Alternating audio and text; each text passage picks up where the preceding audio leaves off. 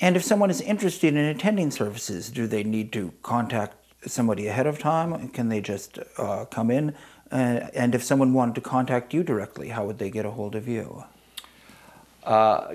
There's no need to respond, RSVP. If they choose to come to a service, they're welcome. Although they might want to call ahead just to make sure that it's being held on that day, right. that it hasn't been snowed out, or that there wasn't a mistake on the calendar. So if they wanted to contact BAJC, they can do that by email from the website. Okay. Or they can email me directly, which is, and my email address is even easier to remember. I have my own website, rabbitom.com. Okay. And so you can just send a message to me at tom@rabbitom.com or rabbi@rabbitom.com, or just go to the website and click on contact. Oh, great. That's great. Are there any particular projects that you're working on now, either with BAJC or outside, that you'd like people to know about? Got a full slate of activities and classes coming up related to the holiday that's approaching soon, at least from this point in time. We've got Passover. We've got a Passover cooking class. We've got a class on Seders for postmodern families.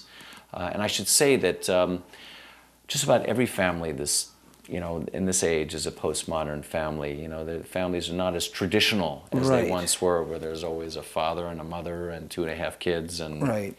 So, Seders have to change, and the symbols and the traditions have to be relevant to the age that we live in, and right. the changing families, the changing culture. Can you describe what a Seder is? Sure. A Seder is usually a meal that has a particular order during which we tell the story of the Exodus. The word Seder actually means, in Hebrew, it means order. Just like a prayer book is a Siddur, it has the prayers arranged in a certain order. Okay. So a Passover Seder usually has certain elements that are followed in the course of the service or the Seder that are intended to teach us, and especially our children. Yeah, now that you've been in Brattleboro for a while, how do you find it, both professionally and personally? It's wonderful. I think it's what I had always yearned for. When it comes to the opportunity to build community, I think this is a very receptive community, very spiritually minded, open to alternative ways of living, and that's a challenge, but also an opportunity. Many folks are not real friendly toward organized religion, very independent-minded here, very progressive and liberal in their way of thinking, which might not bode well for an organized religious institution. But we're not all that organized anyway. And I think we're open to finding, what's most important for me is to find how these ancient traditions and rituals can be meaningful and useful and relevant to us today. And I think Brattleboro is really on the cutting edge of where the rest of the country is as far as thinking ahead and realizing the importance of the environment and the fact that we are responsible for one another. There's a very strong social conscience right. here. And I think that's, I think Jewish values lend themselves to that. I think that's been central to Judaism for eons, this idea of tikkun olam, which means repairing the world. And that's the Hebrew word for it, but I think many folks in this community have internalized this value, don't see it necessarily as a Jewish value. And it's not uniquely a Jewish value, but it is central to the Jewish tradition. And I think once we begin to build bridges and see how what we're doing is consistent with what's been done for a long time, but also I think what Judaism brings to our efforts in this, in trying to repair the world, is that it brings a spiritual dimension to it as well. I think it's very easy for us to lose sight of that. And when we lose sight of ritual and tradition, we become very focused on the here and now, which is important. But we might lose sight of the fact that there's just a broader reality that encompasses everything and that is central to the connection that we have with one another and with all creatures. And I think that's ultimately a spiritual dimension. It's interesting that you mentioned the spirituality of the area, because if you look at statistics of attendance at religious institutions, many people draw the conclusion that this is a very secular area.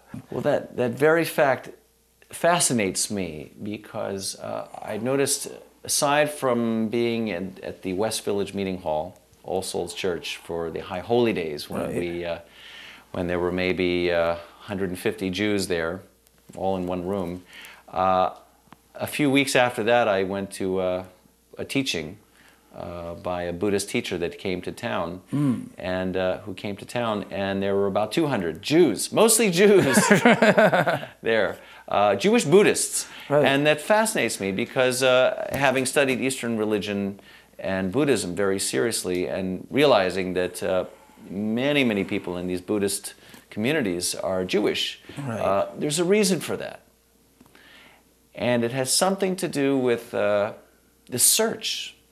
Not being quite satisfied with the status quo. And is that sort of integral to Judaism? Absolutely. Can you speak a little bit about that? Because I think that's a little different than some people may know. Yeah, I believe that's really the essence of the Jewish tradition, is this iconoclastic spirit. Many people think that the contribution that Judaism brought to the world was monotheism, but that wasn't really the case, because there were some monotheistic trends in other religions, including the Egyptian religions, where they had all the gods and goddesses, but there was a pharaoh that came along that tried to promote a monotheistic religion. Right. He wasn't successful, but we might have picked up where he left off. Right. But what I believe we did bring, our contribution to the world, was could be summed up in one word, I believe: chutzpah, which means guts and brashness, a willingness to question and to challenge authority. And I think the greatest role model was the first Jew, and that is Abraham. And there's a story in the Midrash, not in the Torah, but in the stories that were developed by the rabbis after the Torah was written, in which Abraham was a young man or a boy working in his father's shop. His father made idols, and when his father was gone out to lunch one day, he said, "What's the point of all this?" He smashed all the idols and left the stick in the hand of the biggest idol. And when his father got back, he couldn't believe what he had seen, and Abraham just pointed and said, "Look, he did it." And his father said, "That's ridiculous. You know these idols can't do anything." And Abraham said, "Well, yeah. And then why are you selling these to all these people who pray to them and expect them to answer their prayers?" So I think that's a wonderful story that symbolizes this spirit that not to accept what others believe to be true, and to question and to challenge. And I believe that has found its way from one generation to the next. I think Moses too was a good example of that. And getting angry at the people for worshiping a calf. Trying to create something solid out of this belief, out of really this what we call God. Really, we can't form an image, not even a mental image of what this is. This nameless, formless being. We even have trouble calling it anything, even a being, because it so eludes our understanding. But I believe it's this unity and this sense of oneness that connects all things. And that's what we call God. But it's become so concretized by this natural human impulse to try to bring something down to our level of understanding. Right. That now when we say God, people have this image of a man in the sky or something else that they don't believe in. Right. But the God that most people don't believe in, I don't believe in either.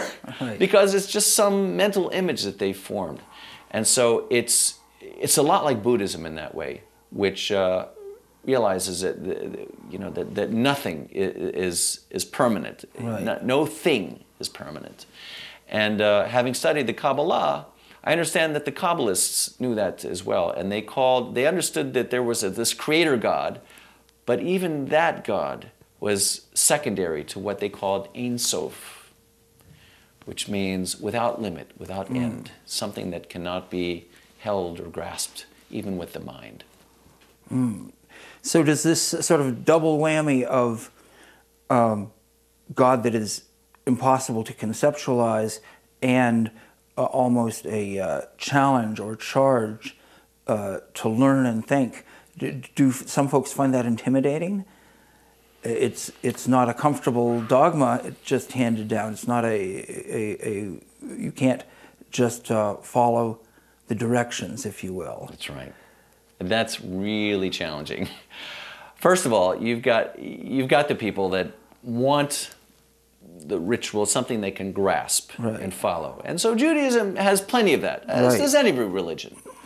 But then you've got all the people that say, that's not for me. But actually, they're the ones who are more faithful to the spirit of Judaism because they reject the concrete forms and images. Right.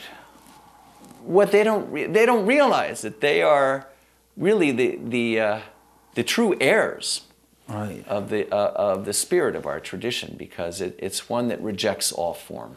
Right. Although it does seem that there is use for the rote, for the form, in helping people have deeper experiences. That's right. So it's not a rejection entirely. That's right.